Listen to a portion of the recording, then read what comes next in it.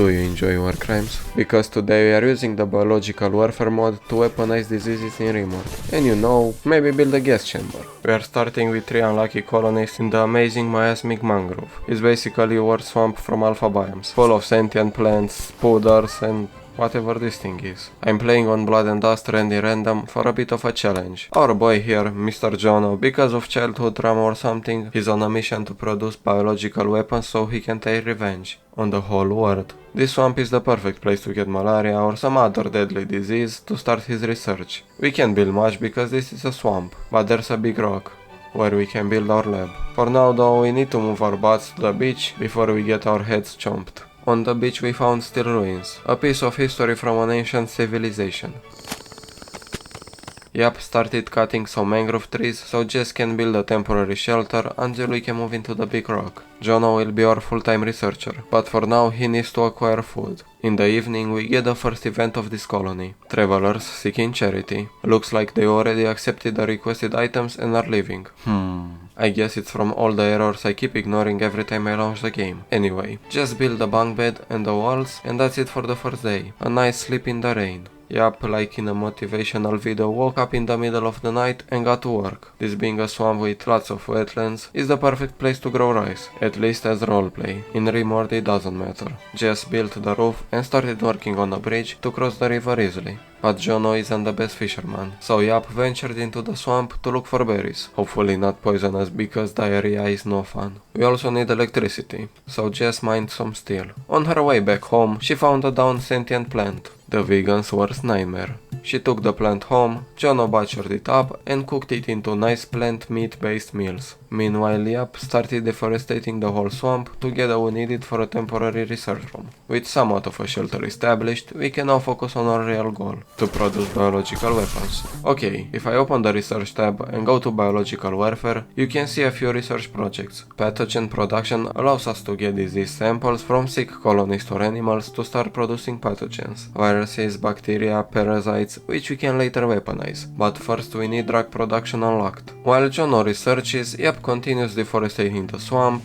Jess mines some components to build a wind turbine, we do a bit of hunting, harvest the rice, capture a random crash-landed test subject, trade and start digging the base. In the meantime, Jono finishes researching drug production. Before delving into disease research, we need to build a lab. Jess constructs a concrete mixer so we can craft concrete using all the stone chunks obtained by mining. I love concrete. There's an ancient danger that will limit how much we can expand, but the rest of the rock should be enough for our lab. Shortly after, Jess becomes infected with viral abasia. In my last video, I was illiterate and read it as abrasia. But hey, I'm improving guys. Anyway, this viral abrasia is a slow progressing bioengineered virus that eventually immobilizes the infected person. So Jess will have to stay in bed for a while. The fuck, or however you pronounce his name, went berserk and disturbed Jess. So he shot him. This gave Jono a mood buff because of his bloodlust trait. The pigs are also here to boost Jono's mood. This made Jono crave bacon. But he cares about food quality, so he's not gonna eat this pig. Instead, he went hunting for some wild bacon. And yeah, while he was hunting, this happened. The smell of bacon attracted Kitty, a psychopath grandma, the perfect addition to our colony. After performing some TRT on her, she's back on her feet and ready for work. She can fill in for Jess while she recovers. Kitty, the psychopath grandma, isn't the only mentally unstable one here, so Jess had to get out of bed and build a drug lab to be useful. Kitty crafted a different kind of medicine, administered it to Yap via a challenging procedure, smoking. I'm not sure if it was the medicine, but he was back on his feet in the morning. Also Jess finally developed immunity to viral abasia, but she has other issues to deal with for now. Swamps are infamous for rampant diseases, but this disease works in our favor. My god. The food poisoning in this colony is getting out of hand, so we built a nice nutrient paste production lane. Nothing is more disgusting than rice paste. Anyway, it's time to research pathogen production so we can get into the real stuff. Oh, and there's a death pile. How do I deal with it? By ignoring it. 2 anima colossuses join the colony and quickly get attacked by some shambler monkeys. They won, but the problem is that the biological warfare mod has the necroa virus, which turns infected creatures into shamblers, and I won't be able to deal with this thing. Oh well, I guess it's gone. Fast forward a bit and we finish researching pathogen production and crafted a disease sampler. Now we just need to wait for something to get sick. Perfect, a plague will do nicely. Jono uses the disease sampler on the Anima Colossus to get a plague bacteria sample. We also bought some neutramine, which we'll need to progress further. By inserting the neutramine and the plague bacteria sample into a bacteria incubator and waiting for a bit, we obtain a bunch of plague bacteria pathogens. We need to freeze these to keep them from expiring. There are also parasites and viruses, which can be turned into pathogens in other, more interesting ways. You'll see a bit later. With the plague bacteria research finish, we can start crafting and building some interesting stuff. For example, a plague gas vent, which lets me build a gas chamber. For now, I'll turn this corridor into a plague kill box. When activated, the vent consumes plague pathogens or any other disease we want to spread, so it needs refilling. It also needs to be activated by a colonist, which puts them at risk of getting the plague if they are not wearing a gas mask, but we can just build a remote activator. Pathogens can also be turned back into disease samples, which we can sell for some money or use to create more pathogens. An insect from the Black Hive attacked, but I think they are immune to gas, so we deal with it the old-fashioned way. We prepare to test the gas corridor. It seems to work, so we celebrated. Then we expanded the corridor a bit in preparation for the next raid. Our first test subjects arrived, man-eating hamsters.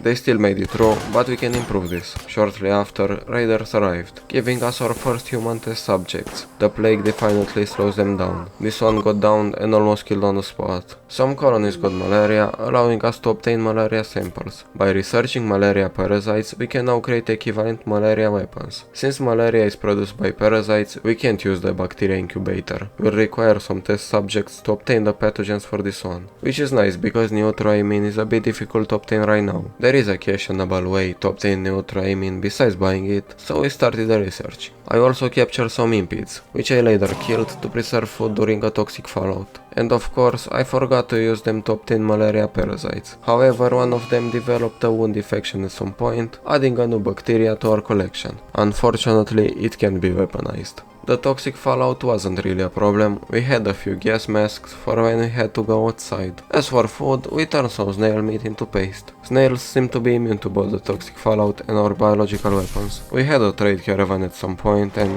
yeah, this happened.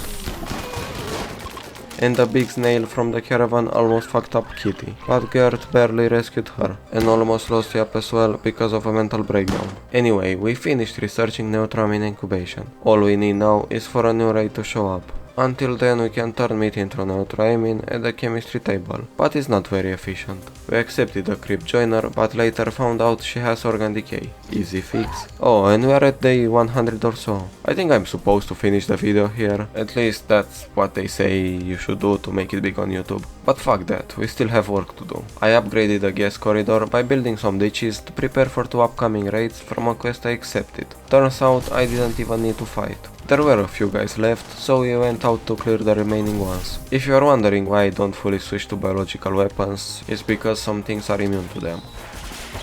I still need to show you how parasites work. By using the parasite sample and some neutroamine, we can craft pills, which we then give to a volunteer. Once in a while, they'll drop some pathogens. Don't worry, it doesn't hurt them.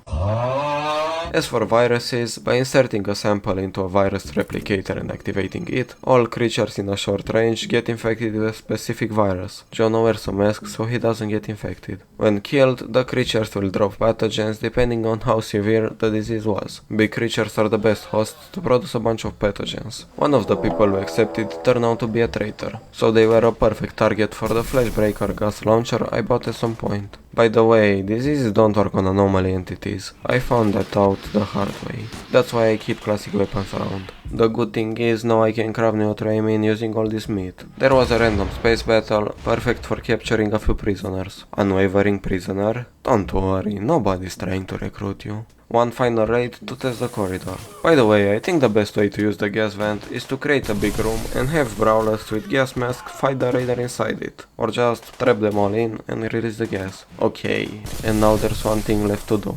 Besides crafting vaccines, mortar shells, or a rocket swarm launcher, which I do not want to do. Okay, here we go.